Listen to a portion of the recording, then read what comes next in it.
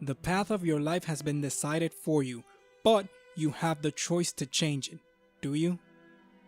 Welcome to Summed Up, the series where I take a game or piece of game media, summarize it, and then give it back to you. In this one, I go over Broken Age. We start our story with Valuria Beastender Tartine, or Vela for short, who's asleep next to a tree in the town of Sugar Bunting, where her sister comes to get her for her Maiden's Feast celebration party. During the party, Levina Clench, the organizer of the Maiden's Feast, explains that the feast is a celebration that takes place every 14 years. Every town in the land offers up 4 girls to a Mog, a leviathan that, if not fed, will destroy the town. Both Vela and her grandfather are against sacrificing girls to the Mogs, her grandfather being more adamant about it, and Vela suggests that they should fight them instead. Everyone just laughs at the idea. At the feast, Vela tries to convince the other maidens to help her escape or fight the monster, but they refuse, replying that it's a great honor to be offered as tribute. Mog Chothra finally appears, and while the other maidens fight for his attention, Vela tries to figure out how to escape. After all the other maidens have been eaten, Vela manages to escape, leaving the rest of the town to its fate. High up in the sky, Vela falls from the bird she rode to escape and lands in Merrick, a town that floats on the clouds. There she meets Walt and his son, Chit.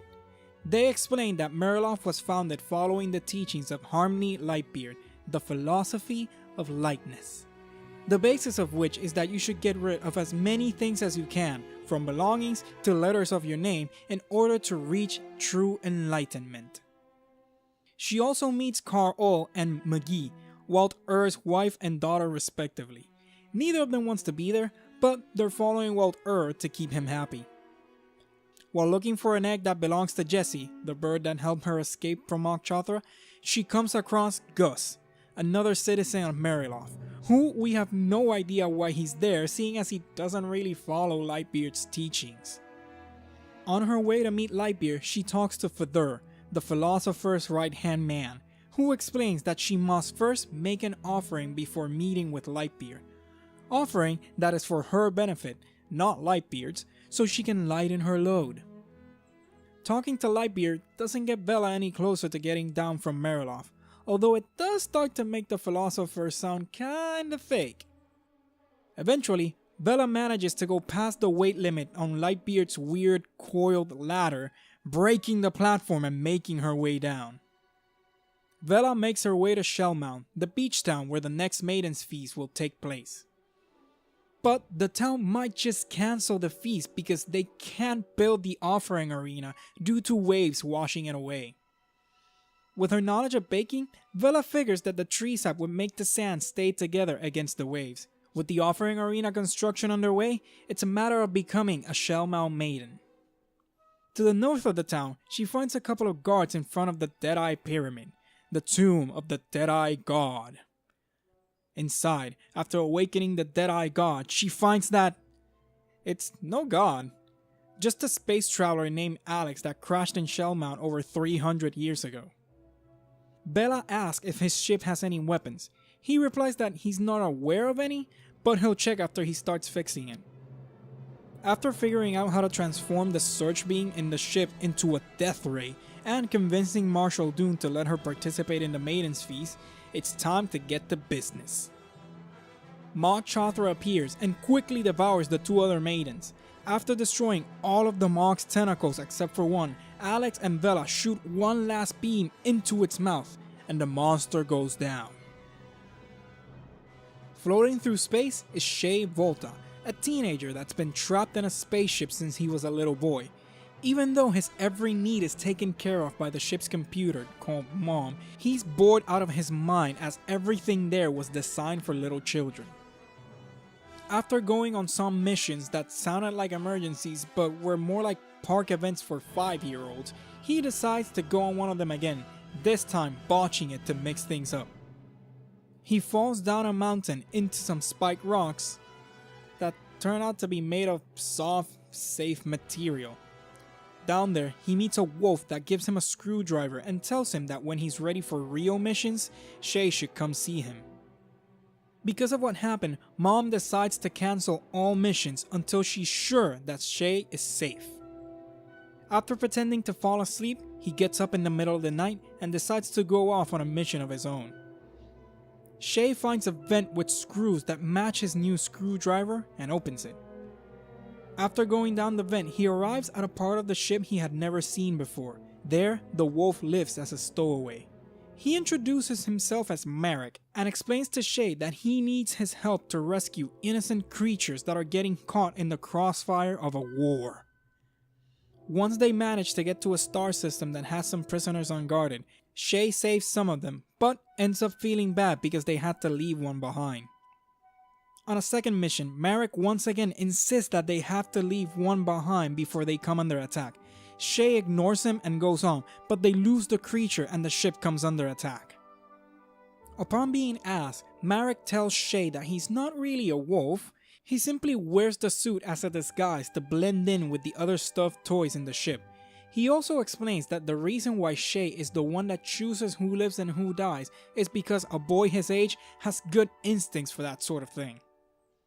The ship goes into lockdown and Shay must regain control so they can go on more missions. One of the things he has to do is regain control of the ship's boom arms, which he does by placing one of his toys, grabbing Gary, on the boom arm's manual controls and controlling Gary with its remote control.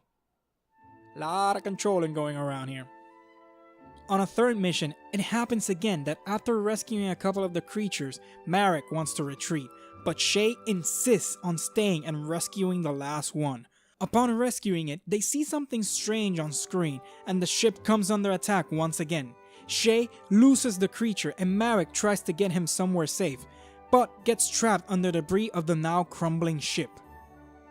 Shay goes outside to find and fix a hull breach where he sees a strange sphere rising in the horizon. The sphere explodes, Shay falls back into the ship and lies unconscious. Vela wakes up to find that the plan succeeded. Chalk Mothra lies dead on the beach. She walks up to the monster's corpse and Shay climbs out of its mouth. Vela tries to punch Shay. He dodges the punch, causing her to trip and fall into Chalk Mothra's mouth. Vela finds herself outside a spaceship for the first time in her life, while Shay finds himself on a beach for the first time in his life. Suddenly, Mog Shothra, or rather, Shay's ship, closes its mouth, trapping Vela inside and Shay outside.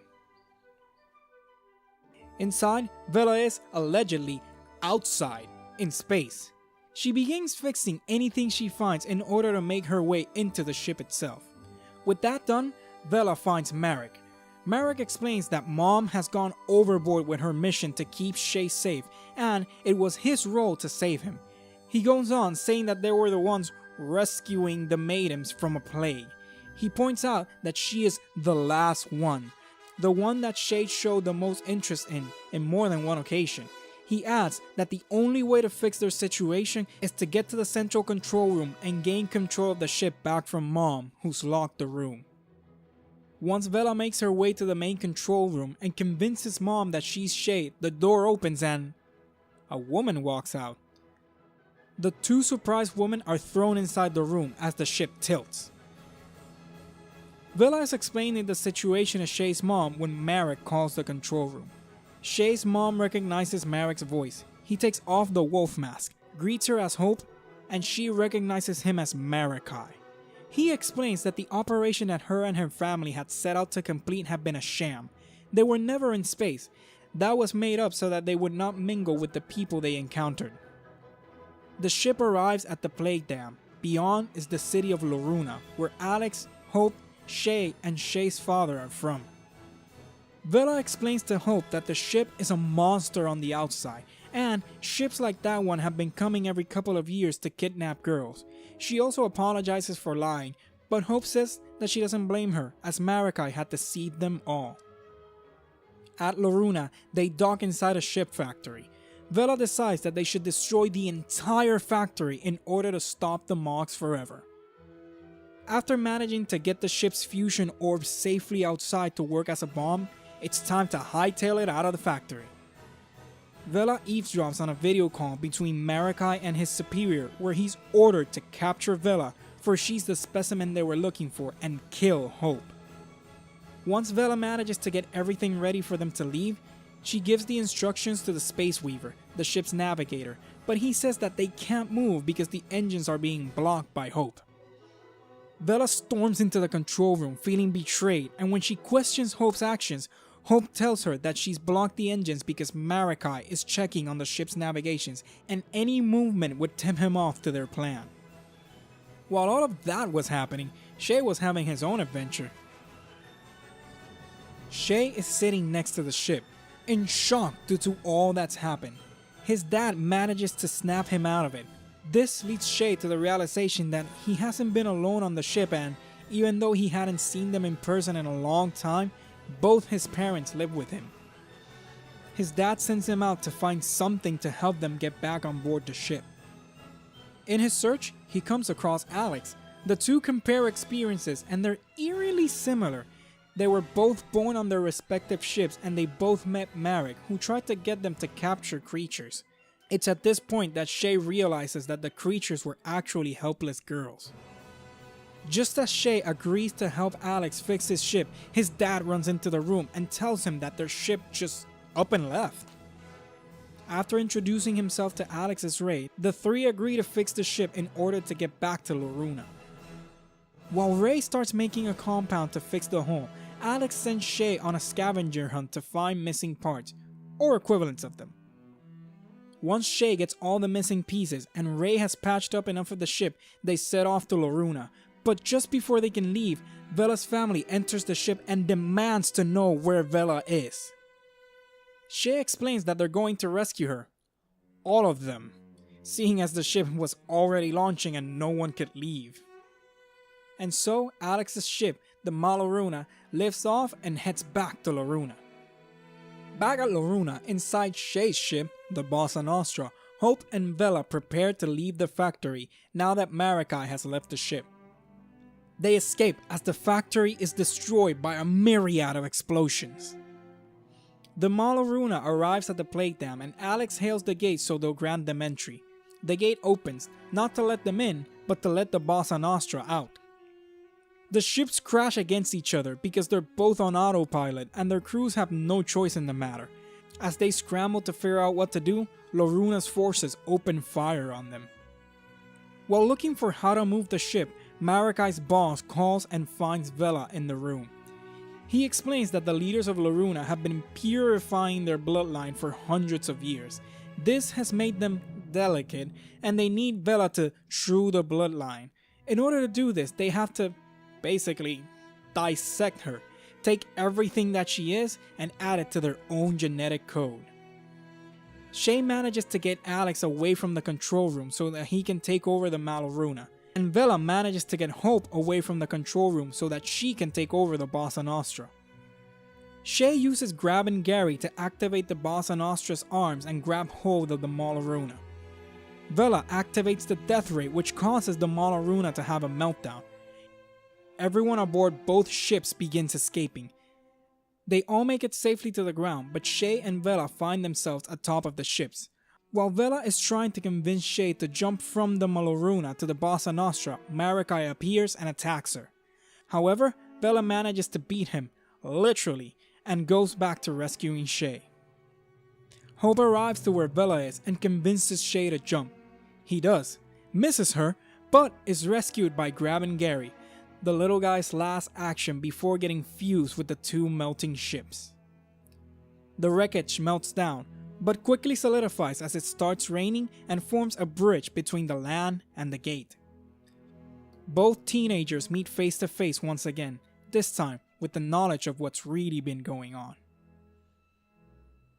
Well everyone, that's it for this one. Click that like button if you liked the video, subscribe if you really liked it.